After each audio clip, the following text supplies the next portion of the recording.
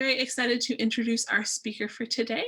And Tony is a volunteer with the NASA and JPL Solar System Ambassador Program, and he also contributes to the WRAL TV when it comes to astronomy and spaceflight topics. So Tony, I will let you take it from here. Awesome. To talk about our weather. Let's go ahead and share out my slides, and I will embiggen them. So we're going to be talking about planetary atmospheres. I'm going to go through each one of the planets, and I have one special non-planet. Before anybody asks, yes, I'm going to include Pluto, because it actually has an atmosphere, and one of the most fascinating atmospheres in the solar system that we knew a little bit about, but learned a whole lot more about with the New Horizons mission a couple of years ago. I have some beautiful pictures from there, and we'll talk a bit about that. So you mentioned this is who I am. I do volunteer with the NASA JPL Ambassador Program. You probably had a chance to listen to some talks from some other ambassadors that are happy to contribute to the museum whenever we can. You might see me on RAL from time to time. WRAL.com/weather is a place to see the things that I write. About once a week, I'll have something to share about astronomy. Anytime that there's something that is visible from here, a meteor shower, something interesting happening with a conjunction or something like that, when we see two planets in the sky very close together. The conjunction of Saturn and Jupiter a couple of weeks back was pretty exciting. I'll share that there. And I mentioned weatherbrains.com. I contribute there as well. It's a weekly podcast that is a collection of TV meteorologists. There's a couple of folks that work at the National Weather Service. There's some professors that are on there. If meteorology and weather in general is of interest to you, check out that podcast. I contribute there every week with my musings about astronomy. So let's go ahead and get started. The place to get started is Earth, because we're going to compare everything to Earth. So I wanted to share a couple of things about Earth that you may or may not know about. Over here on the right-hand side, you see this kind of temperature gauge. This is showing the chemistry makeup of the atmospheres. You'll see this on each one of my slides as we go through each one of the planets in the solar system. And I have one moon in there because it's actually interesting as well. And you'll see this one with the blue, green, and pink next to it. That is Earth, so we can compare it to Earth. So as you see here, we're mostly nitrogen. And when you think about what it takes for us to breathe, you think of the oxygen. And yes, we do have quite a bit of oxygen. One of the few planets in the solar system that does have a lot of oxygen, but it's mostly nitrogen based. Surprising we have as much argon as we do, but we have very, very low CO2, neon, helium, so on and so forth. CO2, nitrogen, and oxygen are the ones I want you to kind of keep an eye on as we move through the solar system. Those are the ones that ebb and flow, especially the carbon dioxide. And that's what's kind of special about Earth is we have forests, we have plants, we have these things that can go through photosynthesis and pull that carbon dioxide out of the atmosphere and produce oxygen. So one of the topics that comes up a lot with Mars, I saw quite a few people mention Mars as the planet they would most like to visit. One of the challenges with Mars, and we'll see it when we get to its slide, but its atmosphere is not really that conducive to somebody living there. There's been some ideas about how we might be able to change that. We could talk about that a little bit, but let's talk first about what our atmosphere is and how we define the end of an atmosphere. For space purposes and for spacecraft and navigation, it's about 62 miles up is when we say, we're getting to a part of the atmosphere where we're actually out into space. It's a definitive place called the common line. And what that is, the technical definition of it, is the point where an airplane wing won't provide lift anymore. There's not enough molecules of air up there. The air has gotten so thin that we're really talking about space. But that doesn't mean that space is empty from there on out. Our atmosphere actually extends out to 6,200 miles. Certainly not out to the orbit of the moon, but out past where any of the mid-level or mid-orbit satellites are out there orbiting. And we have quite a number of Earth-observing satellites. You see two of them here. The Suomi MPP, which one of the P's in there stands for precipitation. It's looking back at Earth, studying the cloud tops and understanding better about how precipitation forms. And then Jason 3 is looking at the looking at the oceans. But the International Space Station is actually out there about 200, 225 miles off of the Earth, which really isn't that far away when you think about it. And it's challenging because, again, it's orbiting through a little bit of atmosphere.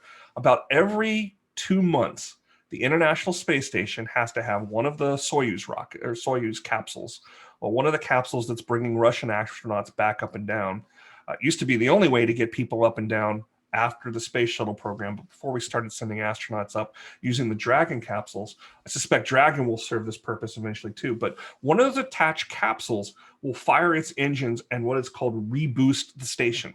Reason for that is atmospheric drag slows the station down, and the way orbits work, if you slow down, the Earth's gravity is going to start pulling you back towards Earth. So if we didn't do that, the space station would fall back to Earth. We'll do that eventually, but we ain't ready yet. We're still making good use of the station. So keep that in mind as we talk about these atmospheres. We talk about height or something like that. It's not a hard line. It kind of tapers off and gets thinner and thinner and thinner. Well, let's jump in. I'm going to make good use of this right here, of this chart right here. And this is something that the Planetary Society publishes, but is actually produced by an organization that is focused on chemistry. And that's the neat thing about planetary atmospheres, is the physics works the same, whether it's Earth or Mars or Jupiter or Pluto or whatever. What varies between these atmospheres is the makeup of the chemistry. And it's a bit of an eye chart, but you can kind of see what's going on here. If you stand back and stare at it, you see how very different Earth is from the other planets, particularly in that nitrogen content. Nobody else has the nitrogen we have. That's why Earth is so very unique. And when we talk about climate change, why it's so very important. We just don't go move to another planet. Despite what Elon Musk would like us to think, we're not heading there anytime soon. This is one of the big reasons why. And also, as you stand back and stare at this, you look at the gas giants, so very much driven by hydrogen there. Very different from the terrestrial planets. Let's kind of drain these one by one.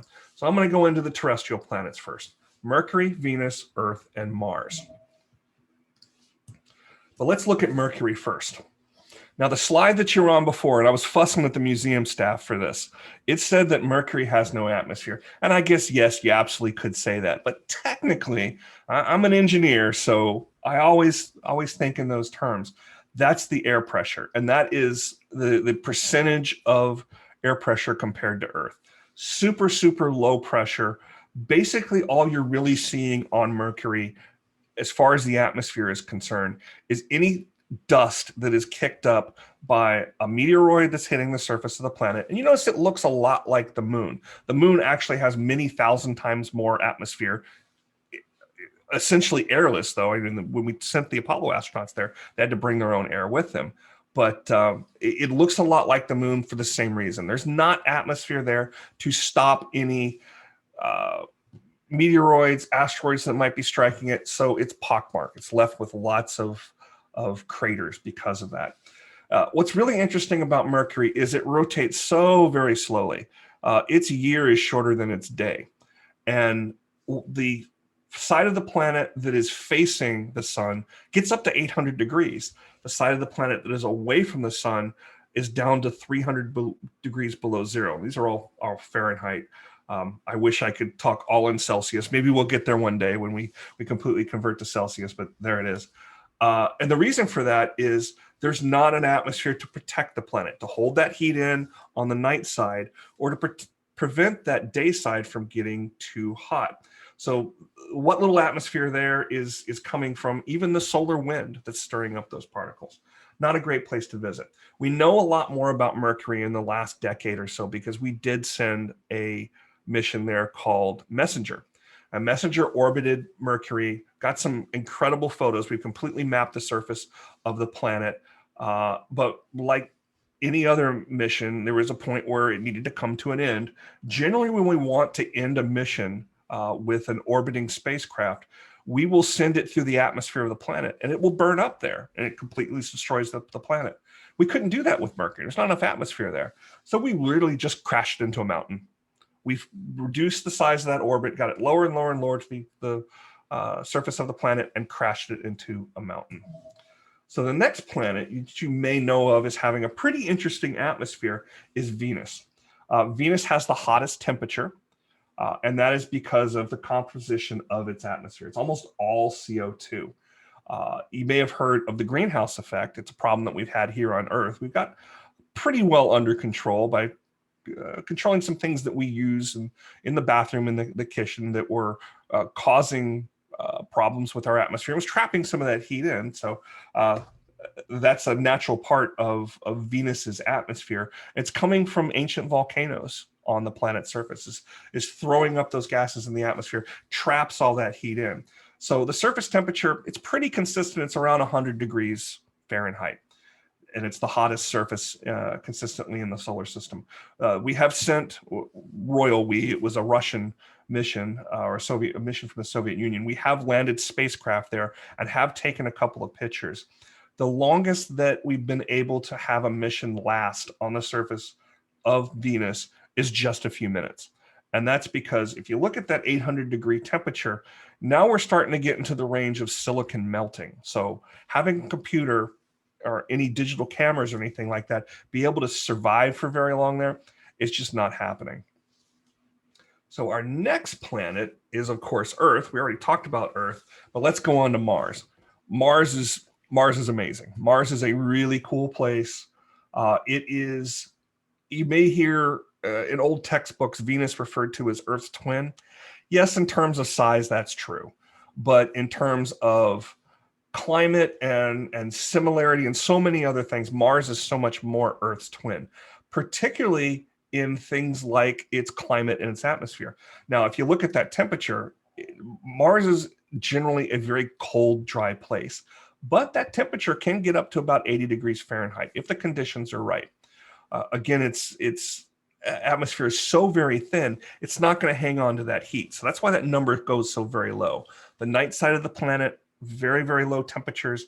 The day side, during the summer months, yes, Mars has seasons. The seasons tend to be a lot longer. Mars's year is close to a 2-year cycle. So summer is about twice as long. Winter is about twice as long. The reason it has seasons is because it has an axial tilt. It's tilted on its axis. Same reason we have seasons here on Earth. We do see clouds there. They are made of water ice generally. If you look at the image of Mars that I've got here, this is a very old Hubble image, but I love the way the polar ice caps are showing up here.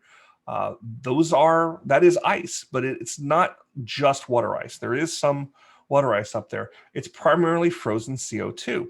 So if you've ever gone to, say, like a Halloween party and they'll have a punch bowl there, maybe they've thrown some frozen dry ice there, frozen CO2, and it bubbles up and creates cool little clouds. What you're seeing there is something called sublimation, where an element or a compound here, CO2, goes from its frozen state, its solid state, directly into a gaseous state. That happens on Mars, and it creates something pretty cool that I want to show you now. But first, I want to show you this image of something that we have seen several times on Mars, both from the rovers that we have in place there. We'll probably see again with the new Perseverance rover that's going to be landing in a couple of weeks. Stay tuned to that, because I know the museum has some things planned there to celebrate and to watch it land live through some NASA feeds. We're working in partnership with NASA on that. But we've seen dust devils, which are basically little tornadoes. We see these on Earth as well. The same physics creates them, and we can actually see the trails they leave behind. So if you look down here, this slightly lighter color, it'll leave behind a disturbed path from where that tornado went through. But we've got a couple of ways to monitor this. I just pulled this about a half hour before our meeting started here, and this is from a Twitter account called Mars WX Report. As soon as data comes off of the InSight mission, which is a lander that has the ability to measure winds, to measure air pressure, to measure temperature, as soon as that data gets downloaded from Mars, it tweets it out. So I was going to compare it to Raleigh here. Unfortunately, you don't always get the data immediately on some of the instruments here, because there's only so much bandwidth that's available, so there might be some other photos or other science data that got a higher priority. We'll get this down eventually, but just to compare it, here's a one previously that was comparing it to Huntsville, Alabama. So here's where we start to see those temperatures a little bit, and we'll want to look at the ones on the right-hand side. The low temperature that sol, or day, that's what we call a Martian day. It's about 45 minutes longer than an Earth day. It got down to 18 degrees Fahrenheit, or it got up to 18 degrees Fahrenheit, I should say, and down to 54 below zero. And you compare that to Earth, it actually got down to freezing in Alabama back on the 12th, but it was up to 47. So it's kind of fun to see the difference. But the main difference I want you to notice here is this air pressure. You saw on that previous slide, it's about 0.009. So it's about 100th the air pressure that it is on Earth. So if we ever want to send somebody there, they're not going to walk outside. They're not going to be able to breathe, regardless of what the chemistry of the atmosphere is. There's just not enough there. It's also pretty hard to fly anything. That being said, the Perseverance rover is going to have a little helicopter, a little drone helicopter that goes along with it. And it is going to be able to fly in short hops through that very, very thin atmosphere. And it's going to do it with really, really big blades for its size, moving really, really fast. It won't be able to last very long. But compare this, 7.2 to 10.26. This is pretty close to standard air pressure for Earth. And that unit is a hectopascal. That's the scientific unit that is used when studying planetary atmospheres. Notice the winds seem stronger on Mars at averaging about 9 or 10 miles an hour versus about 4, with gusts up to 31 miles an hour. That seems like a lot.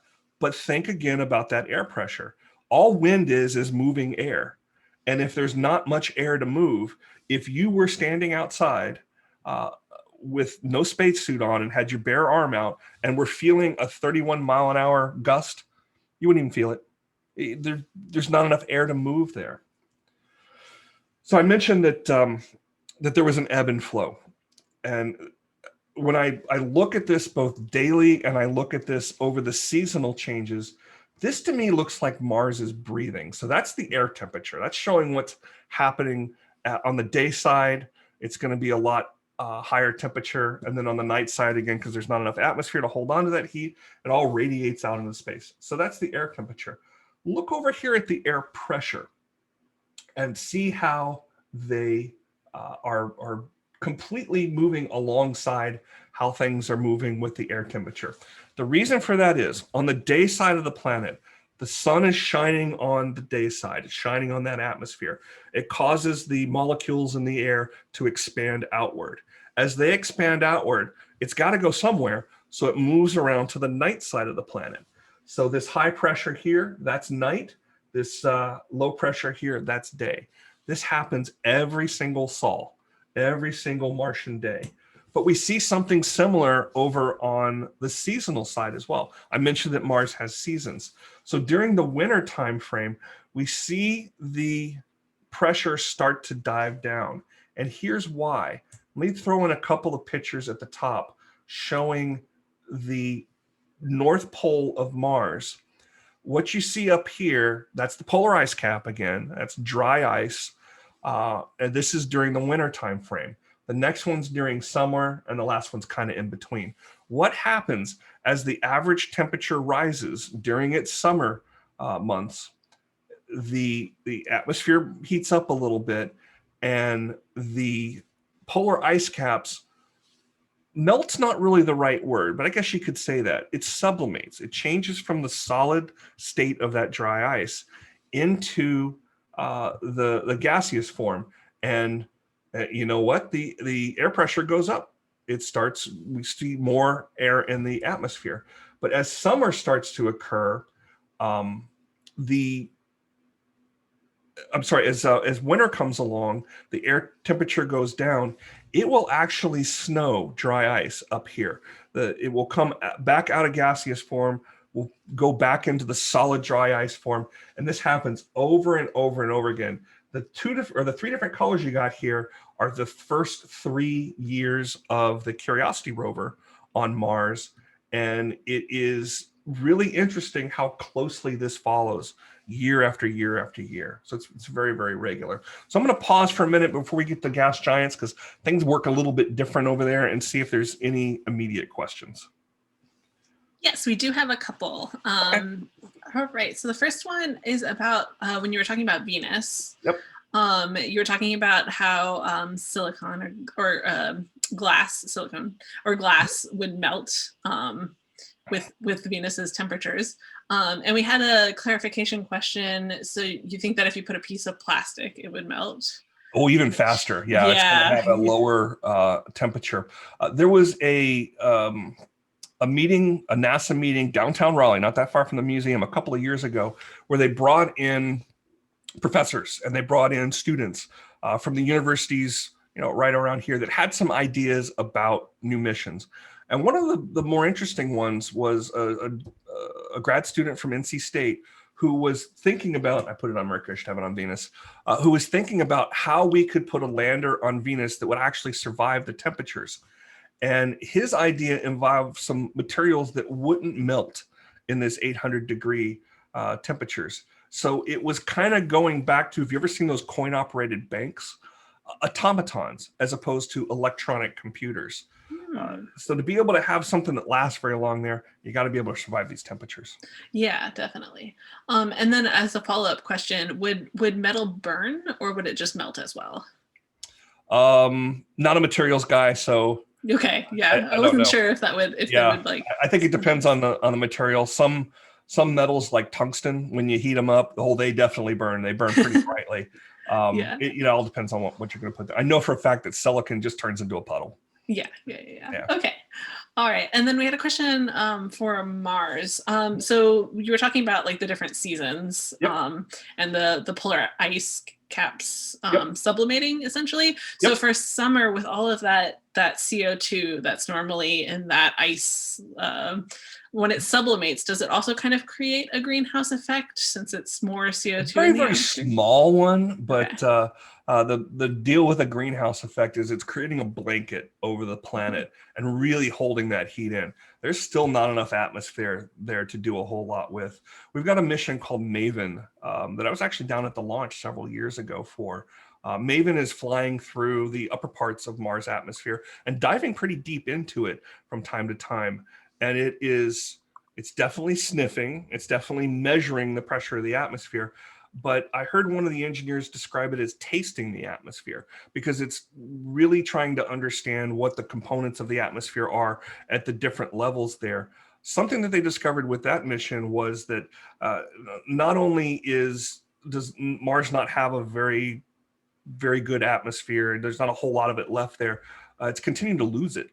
What happens is the solar wind, to some degree, blows it away. There's a bit of a tail of atmosphere behind Mars created by the solar wind, but also those the ions up in the upper parts of the atmosphere are hit by the solar wind, and they'll sputter away. So Mars is continuing to lose atmosphere. All right, that's really interesting. All right, those were the only questions that we had so far. Let's jump into... Go to the gas giants. The big guys. So we'll start with Jupiter. Pressure is only about half that of Earth. But what's really interesting about Jupiter and Saturn is they, the sun aside, the sun is mass-wise makes up almost all of the mass of the solar system. We set that one aside. You put Jupiter and Saturn together, and they are just absolutely massive planets, even though they are made up of nothing but, they're the gas giants, they're made up of nothing but gas. Still, the pressure on the surface of the planet is only about half that of Earth. We've got a mission out there called Juno, and I've got a video I want to share, something that was discovered not too long ago about what's going on within these clouds that you might find interesting. But for right now, we know that the tops of those clouds are right around -234 Fahrenheit. As we get farther out from the sun, we're going to see colder and colder temperatures, because not very much solar energy makes it out that far. With that mission, we're able to estimate that the center of that planet is probably about 43,000 degrees. We're still not in the range of the sun's temperature, but it's all that pressure from all that mass squeezing in and crushing the center of of that planet that's creating those high temperatures. We still do not have a definitive answer on what is at the center of any of these gas planets. There's theories. One of the questions that Juno is trying to answer is it a solid center? Is it kind of a terrestrial center? Or is it even a liquid center? We're leaning towards that latter answer because of those high pressures. Rock couldn't stay that consistency under those pressures. So to take it back to kind of a weather report, 220 mile an hour winds pretty consistently. Some of those storms, it goes a little bit higher, especially the Great Red Spot. It's a higher pressure system and you see a little bit higher winds there, but they typically gust to about 400 miles an hour. So keep those numbers in mind, 200 to about 400. We'll see some comparison in other planets. That Great Red Spot, we've seen it for centuries. It's shrinking and we're not really sure why. It's getting taller and smaller. It is an anticyclone, which means it's rotating the opposite direction than we're used to here in the Northern Hemisphere. If I show this to a group of folks down in Australia, they're going to say, well, that's the way cyclones turn. Well, what are you saying? It's about twice as big as Earth is. Absolutely huge storm, but it is shrinking. And I should point out the string of pearls here. We've seen these ebb and flow too. Those down there is what astronomers call as a string of pearls. Those are counterclockwise rotating storms as well, and they get bigger and smaller. So let me show you this. What you're seeing there is a drop of ammonia that is formed in this storm. And this is from data that was gathered by the Juno mission. This is an animation showing what we think is going on here. This may look familiar to you if you're a fan of weather. It's very much like an anvil cloud that we would see here on Earth, a very strong storm cloud. The reason those spread out like that is it's reached a point in the atmosphere, a layer of the atmosphere, where the air can't continue to rise, so it spreads out. That defines what the layers of the atmosphere are. But I'm gonna let this roll. What you're seeing happen here is very much what like hail does here on Earth. It's gonna fall through this cloud, through these very cold temperatures and in moist conditions, and it's gonna have ice form around it. But the ice isn't just water, it's ammonia and water. So you can see it falling through here. And as it gets to the points in the atmosphere that are much, much deeper, all that extra pressure of the atmosphere makes the temperatures go up. So not only does the ice melt, but also the drop of ammonia itself. So that was kind of a cool way to look at it, especially since it's something that we see here on Earth. And again, the physics works exactly the same way as it does on Earth. This is how hail works on Earth. Just instead of water, we're using ammonia here. So moving on to Saturn, pressure about 1.5 times that of Earth. The temperature's a little bit colder, a little bit farther away, about 300 degrees below zero at the cloud tops. But some places it's a little bit warmer, still pretty cold, 180 degrees below zero.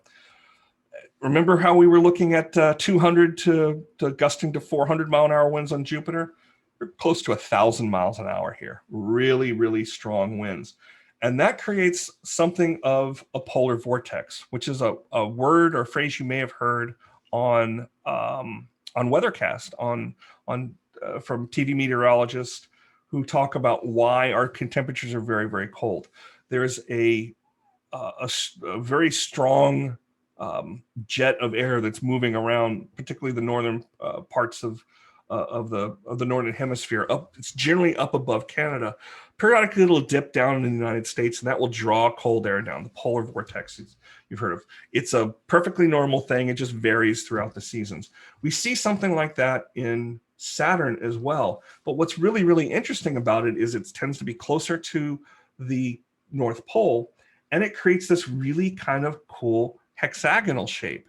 And we've seen this over and over again. It gets a little sharper sometimes, smooths out a little other times, but it's just a really cool thing to see. And as we look over to the components of the atmosphere, you see now we're still very much in hydrogen. You're going to see this on out as we move past the gas giants and on into the ice giants.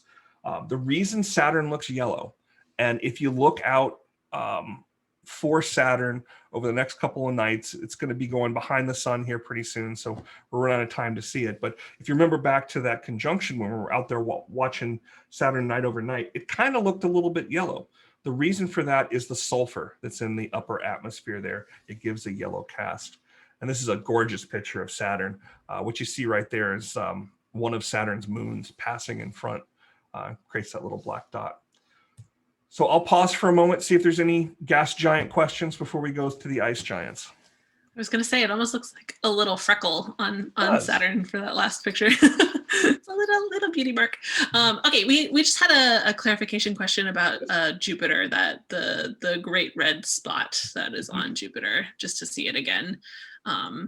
Yeah, so that orange blob that you see, is that exactly. Very distinctive. Yeah, sorry, I should have pointed that out. No worries. No worries. Sky and Telescope magazine has a neat little thing on their website that helps astronomers, including amateur astronomers. You can see that great red spot with your reasonably sized telescope from home. You don't have to spend a ton of money on it. And I encourage you, the other talks that are available during astronomy days about getting into amateur astronomy, definitely take advantage of those. And I know that we're going to be looking through a pretty good sized telescope here. I think it's Saturday night that belongs to Appalachian State.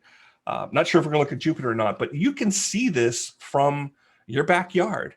And Sky and Telescope magazine has that tool that will tell you when that is going to rotate around to the point where we can see it. So you can set your calendar up so you can have an opportunity to see that. That's a lot of fun. Yeah. Genevieve says Jupiter reminds them of the beach. Yes, I can see that with those colors. Oh, yeah. Yeah, definitely. We had a question. What is the weather like on the moons, like Titan and Europa? I've got Titan coming up in a bit. Our moon is unfortunately quite a bit like Mercury, again, because of the atmosphere. Mm-hmm. But what's interesting about our moon is it's tidally locked, which means the same side is always facing us. It wiggles a little bit, so the percentage of the moon we're able to see from the Earth isn't 50%, it's like 58%. So we'll see a little bit of this side sometimes, a little bit of that side other times. But that means that, you know, that face is always facing us. And it does see, most of the moon is lit at some point during the lunation, or the period of time it takes for the moon to move around the Earth, which is not coincidentally almost a month. It's where we get the word month from. Yeah. But there are parts of the moon that have craters that are so deep, particularly on the South Pole, that sunlight doesn't make it ever to the bottom of those craters.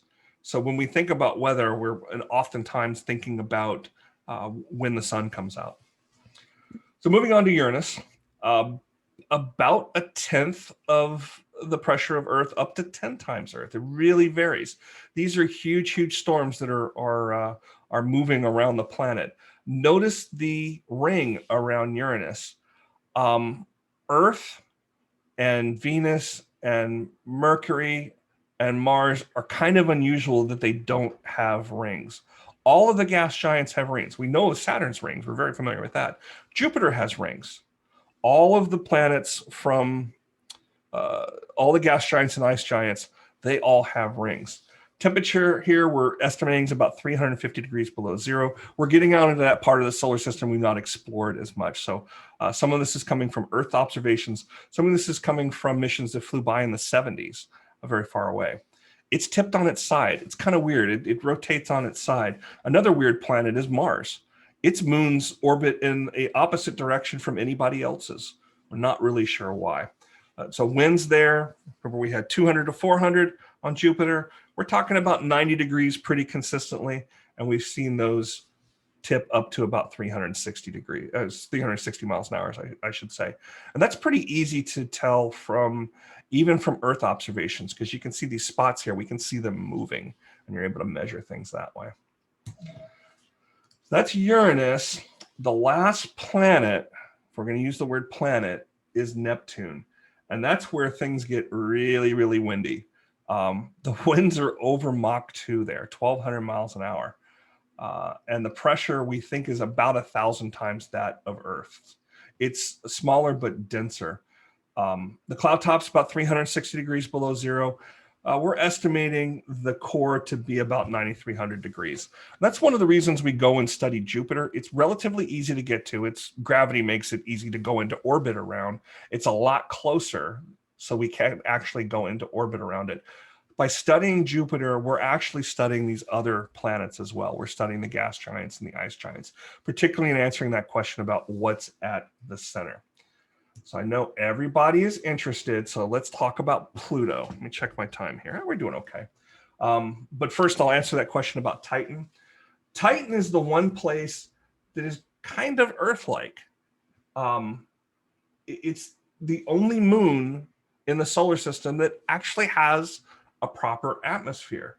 It's kind of Earth-like in that its primary component is nitrogen. Don't see a whole lot of oxygen there, so this isn't a let's go land people there and pop out of the spacecraft, pull our helmets off, and hope to last very long.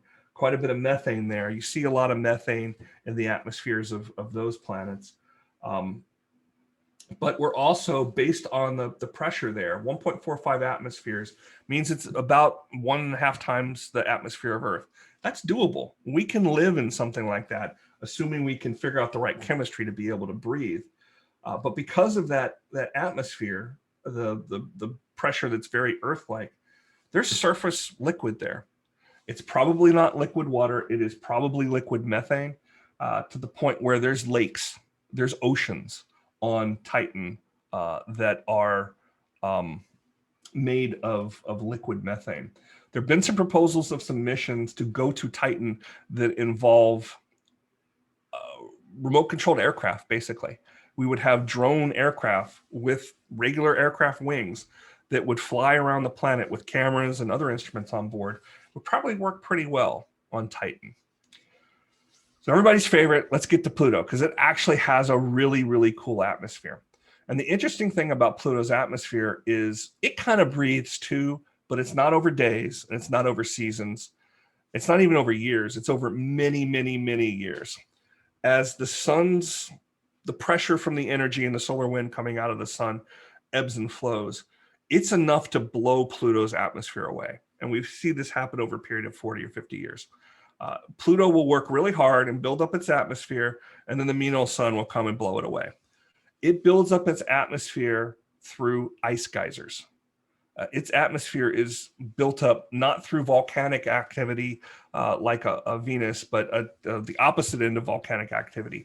It's pushing out jets of frozen methane and nitrogen to some degree. So let's look at Pluto's atmosphere. This is a real picture. I think personally, this is one of the most beautiful pictures that has ever been taken anywhere in our solar system.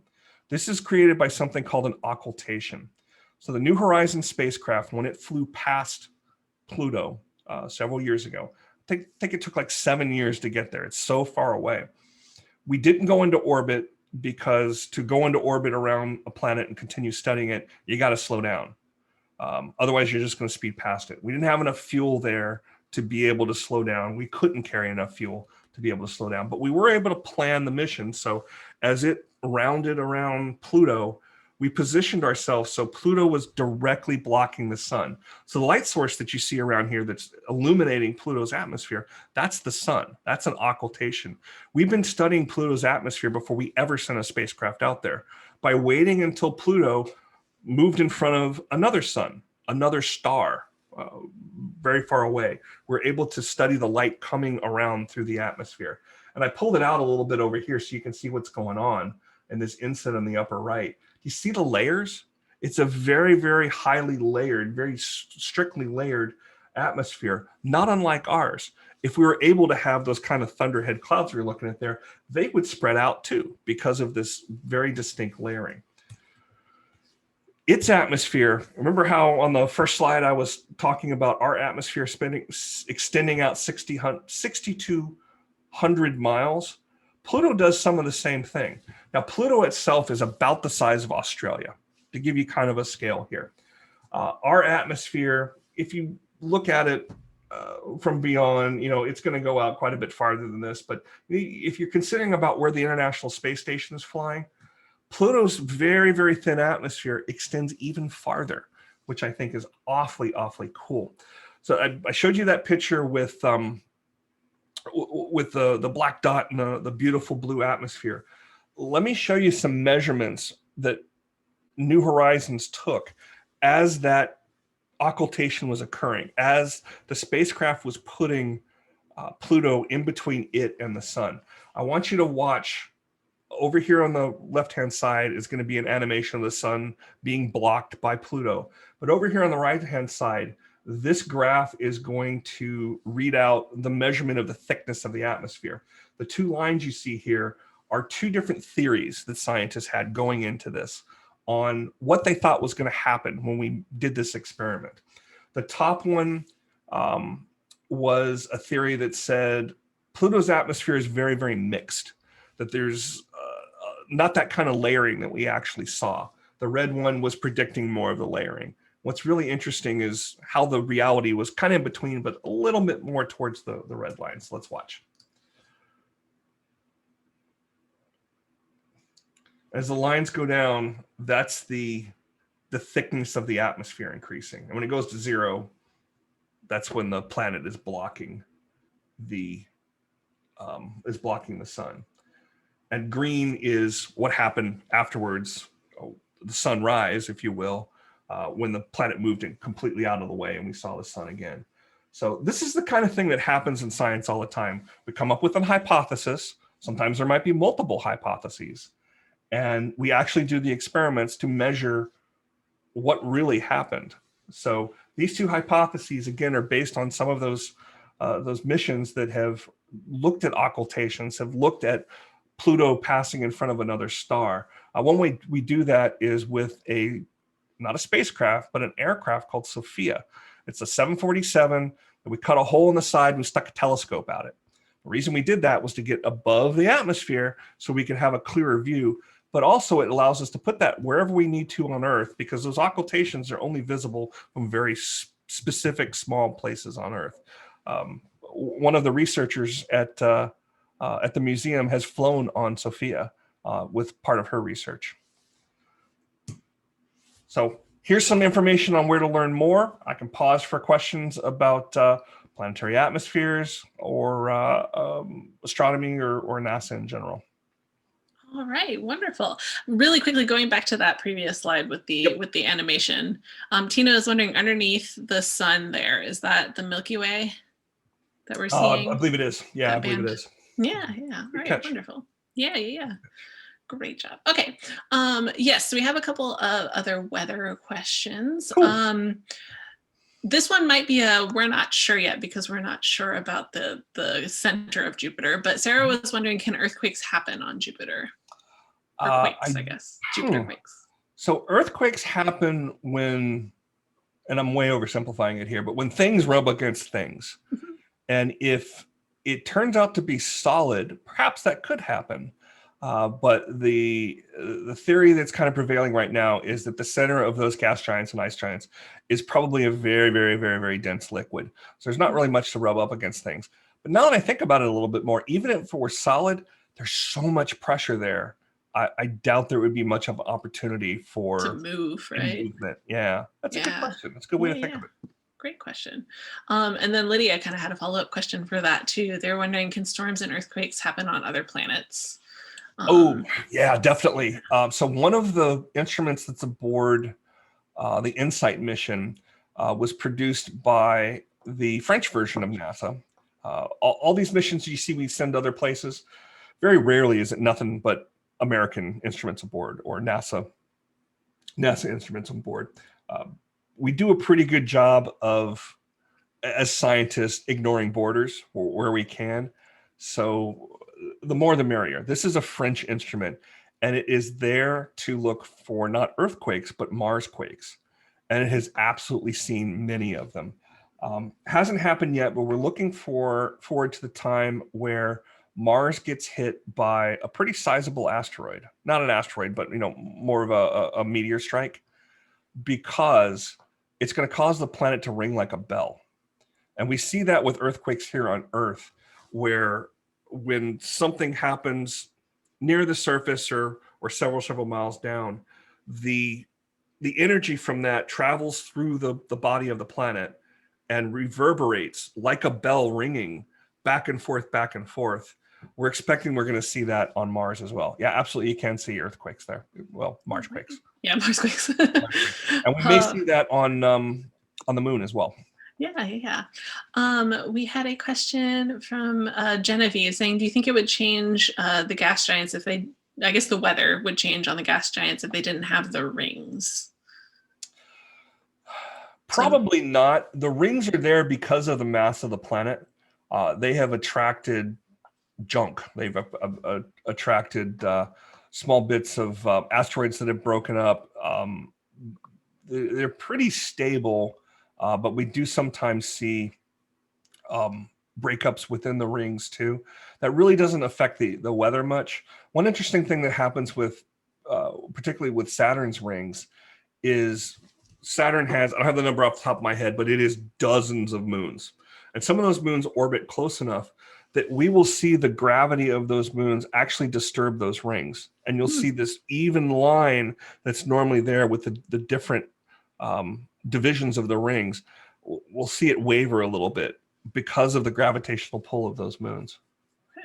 Very nice. Cool. Yeah, that is really cool. Sarah was wondering, does it rain ice on Pluto because it's so cold?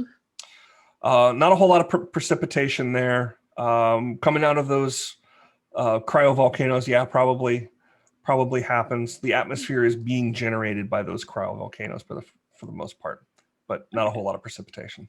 Okay, great. And then that might also play a part in the next question. Roman was wondering what happens when Pluto's atmosphere freezes. So it gets stripped away by the sun, and Pluto makes more. Okay. All right. Carol was wondering what in the solar system has the weirdest weather. All of these are weird in different ways, I think. Yeah, they're all. You ask an atmospheric scientist about weird, and they're going to have trouble picking one. And for to some extent, it also doesn't seem weird. Yeah, and that's going to be my answer. It's not weird to me. It's all physics.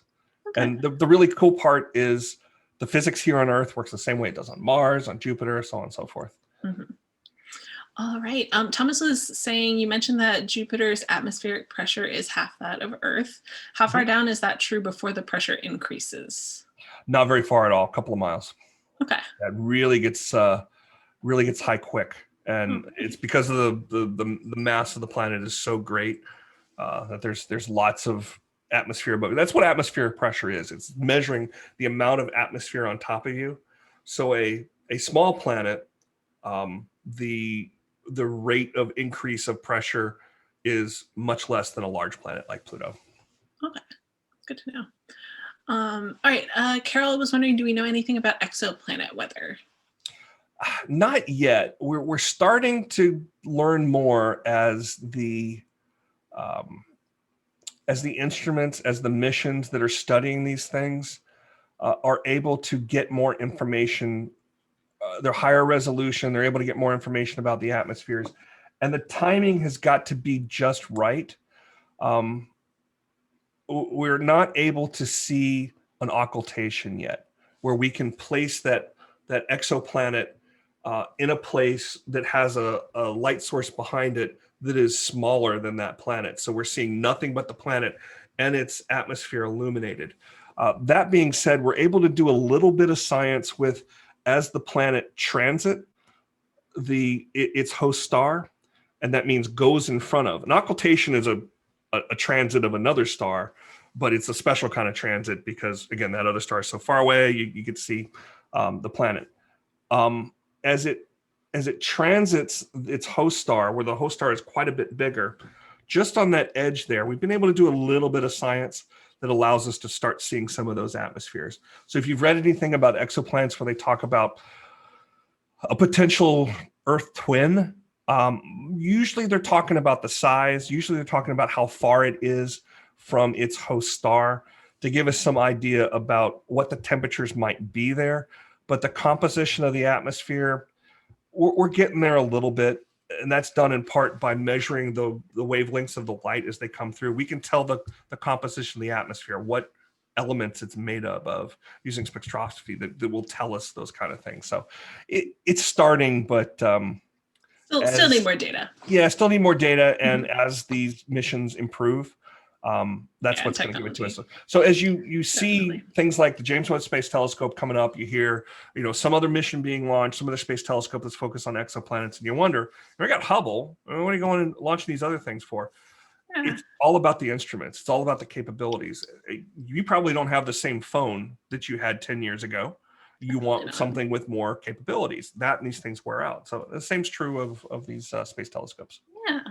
All right, so we have to wrap up. So unfortunately, we don't have time for any other questions. But I did have one request. Someone was saying that they've never seen the ring on Jupiter. So I found an occultation of Jupiter from NASA's website here, so you can actually see. So this is the planet of Jupiter here, and then the rings are very faintly illuminated by the sun here.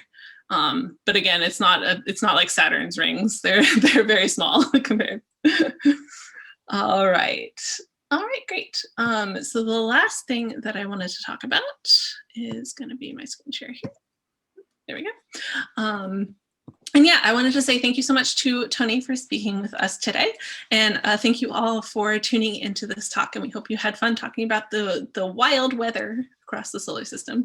And thank you to our sponsor, the North Carolina Space Grant, and our members of the museum who help make events like Astronomy Days happen. If you'd like to join our membership, then you can join at the link that's at the bottom of the slide. It's naturalsciences.org/membership there. And if you do join, you get 10% off of the t-shirt and the hoodie that you see there, and you get exclusive access to members only events and other discounts, as well as other, members only things.